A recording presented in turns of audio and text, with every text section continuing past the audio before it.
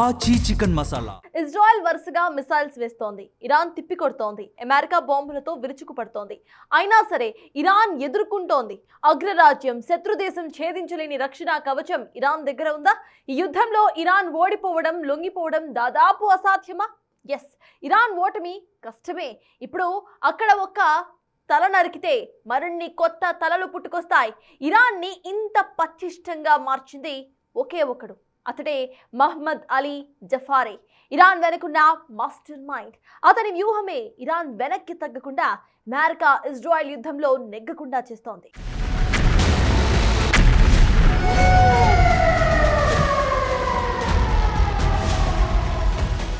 Offence ఎలాగైనా ఉండని, అవతలి వైపు నుంచి శత్రువు ఎంత బలంగానైనా కొట్టని, డిఫెన్స్ గట్టిగా ఉంటే ఆఫెన్స్ లో అగ్రరాజ్యం ఉన్న ఆలోచనలో పడుతుంది. ఇరాన్ పై జరుగుతున్న యుద్ధంలో ఇప్పుడు ఇదే జరుగుతోంది. యుద్ధం మొదలై 2 వారాలు దాటినా ఎటు తేలట్లేదు. అమెరికా, ఇజ్రాయెల్ కలిసి దాడులు చేస్తున్నా ఇరాన్ లొంగట్లేదు.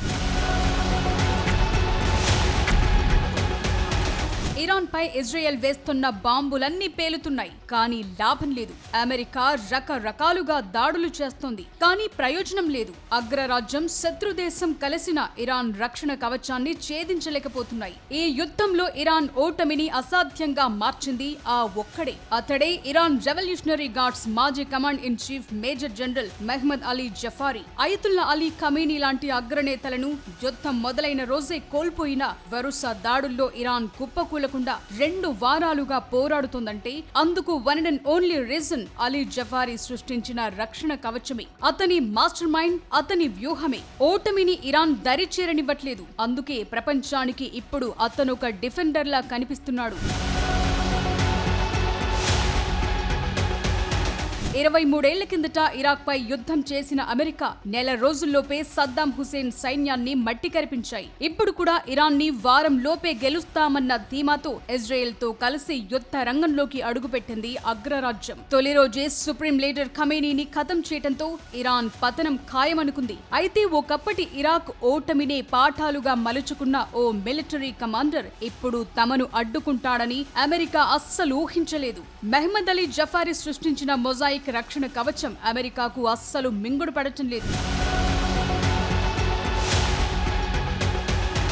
ఈ యుద్ధంలో ఇరాన్ అనుసరిస్తున్న వ్యూహాల్లో డీసెంట్రలైజ్డ్ మొజాయిక్ డిఫెన్స్ సిద్ధాంతం అత్యంత కీలకమైంది. అధినాయకత్వం తుడిచిపెట్టుకుపోయినా పట్టు వదలకుండా పోరాడటమే దీని ఉద్దేశం. దీన్ని డిజైన్ చేసింది అలీ జఫారీని. ఈ స్ట్రాటజీ ఆధారంగా ముందే రూపొందించిన యాక్షన్ ప్లాన్ ప్రకారం పనిచేయగలిగేలా, వేగంగా నిర్ణయాలు తీసుకునేలా పాక్షిక స్వతంత్ర విభాగాలకు అధికారాన్ని అప్పగించారు. అందువల్ల ఫిబ్రవరి 28 నాటి దాడుల్లోనే supreme leader Ayatollah Ali Khamenei సహా IRGC commander in chief major general Mohammad Pakpour, defence minister Aziz Nasirzadeh, military బలగాల చీఫ్ లాంటి ముఖ్య నేతలను కోల్పోయిన రణభూమిలో ఇరాన్ ఇంకా ప్రతిఘటిస్తూనే ఉంది. ఇరాన్ కూడా 20 ఏళ్లుగా తమ తూర్పు, పశ్చిమ ప్రాంతాల్లో అమెరికా ఓటములను అధ్యయనం చేస్తూ వచ్చింది. వాటి నుంచి పాఠాలు నేర్చుకుంది. అందువల్ల ఈ యుద్ధం ఎప్పుడు, ఎక్కడ ముగించాలో డీసెంట్రలైజ్డ్ మొజాయిక్ డిఫెన్స్ వారికి నేర్పింది. ఈ స్ట్రాటజీ యుద్ధంలో ఇరాన్ ని గెలిపిస్తుందో లేదో తెలియదు గాని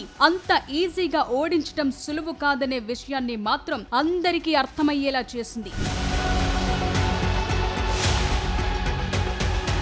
ఇరాన్ మాజీ general Jafari career IRGC intelligence unit లో మొదలైంది. ఇస్లామిక్ రెవల్యూషన్ తరువాత కుర్దిస్తాన్ ప్రావిన్స్ లో పనిచేశారు. ఇరాన్, ఇరాక్ యుద్ధంలో పనిచేసి మిలిటరీలో ఎదిగారు. ఆ యుద్ధం తర్వాత ఐఆర్జీసీ గ్రౌండ్ ఫోర్సెస్ కు కమాండర్ గా ప్రమోట్ అయ్యారు. 2005లో IRGC centre for strategic studies director గా ఎంపికయ్యారు. అంతకు 2 ఏళ్ల ముందే అమెరికా చేపట్టిన ఆపరేషన్ ఇరాకీ ఫ్రీడమ్ పై రీసెర్చ్ చేశారు. అందులో నుంచి అనేక పాఠాలు నేర్చుకున్నారు. ఇరాక్ పై అమెరికా దాడి చేసి సద్దాం హుసేన్ చుట్టూ ఉన్న హై లెవెల్ కమాండ్ వ్యవస్థని ధ్వంసం చేసింది. దాంతో ఇరాక్ ఆర్మీ, రిపబ్లికన్ గార్డ్ యూనిట్ల మధ్య సమన్వయం లేకుండా పోయింది. దాంతో ఇరాక్ బలగాలు నిర్ణయాలు తీసుకోలేక, సొంతంగా పోరాడలేక అమెరికాకు లొంగిపోవాల్సి వచ్చింది. ఈ పరిణామాలన్నింటినీ దగ్గర నుంచి గమనించిన అలీ జఫారీ మొజాయిక్ వ్యూహాన్ని రూపొందించారు. 2007లో ఐఆర్జీసీ కమాండర్ ఇన్ చీఫ్ గా బాధ్యతలు చేపట్టాక దాన్ని అమల్లోకి తెచ్చారు.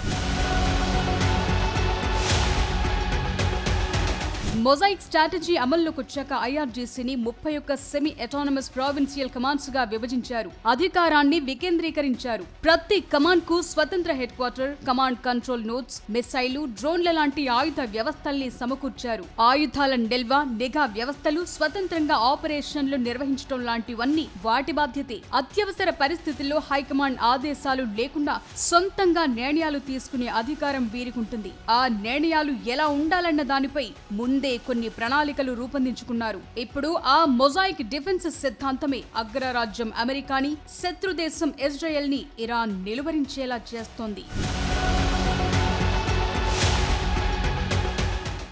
యుద్ధాలను ఆయుధాలు గెలిపిస్తాయన్నది ఎంత నిజమో, వ్యూహాలు ఓటమిని నిలువరిస్తాయన్నది కూడా అంతే నిజం.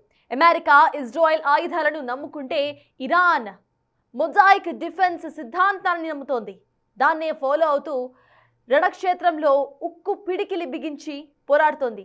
ఎదుట ఎంత బలమైన ప్రత్యర్థి ఉన్నా సరే దాన్ని ఢీకొట్టేందుకు ఒక పటిష్టమైన వ్యూహం ఉంటే చాలని ఇరాన్ నిరూపిస్తోంది. యుద్ధ రంగంలో బాంబులు, మిసైళ్లు మాత్రమే ఉండవు. వాటిని ఎప్పుడు వాడాలి, ఎంత మోతాదులో వాడాలి అనేది ఓ మాస్టర్ మైండ్ డిసైడ్ చేస్తుంది. ఆ మెదడు రచించే వ్యూహమే గెలుపోటములను శాసిస్తుంది. ఈ యుద్ధంలో అమెరికా, ఇజ్రాయెల్ అత్యాధునిక టెక్నాలజీని, భారీ ఆయుధ సంపత్తిని నమ్ముకుంటే ఇరాన్ సింపుల్ గా తమ మొజాయిక్ డిఫెన్స్ ని నమ్ముకుంది. అదే ఇరాన్ ని కాపాడుతోంది, శత్రువులను నిలువరిస్తోంది.